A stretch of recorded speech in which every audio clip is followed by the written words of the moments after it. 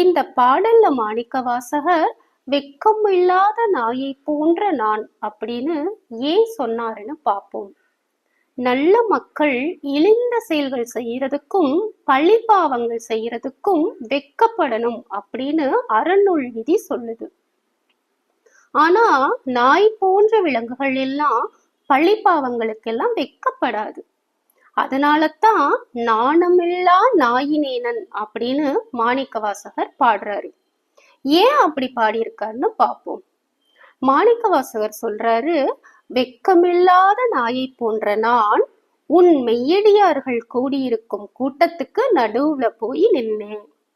உண்மையான அன்பு கொண்ட மெய்யடியார்கள் கூடியிருக்கும் கூட்டத்துக்கு நடுவுல உண்மையில அன்பே இல்லாத நான் வந்ததுனால நானும் பழிபாவங்களுக்கு வெட்கப்படாத நாய் போல ஆயிட்டேன்.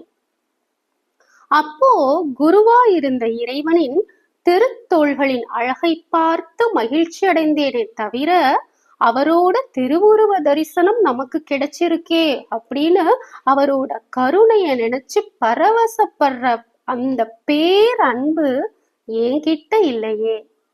இப்படிப்பட்ட என்ன இறைவன் ஆட்கொள்ள நான் தகுதியானவனா?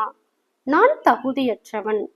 உண்மையான அன்பு இல்லாதவன்னு தெரிஞ்சும் நீ என்ன ஆட்கொண்ட அந்த உயர்ந்த இயல்பான உன்னோட கருணைய நினைக்கும் போது என்னோட இந்த இழிந்த இயல்ப என்னாலேயே பொறுத்துக்க முடியலையே.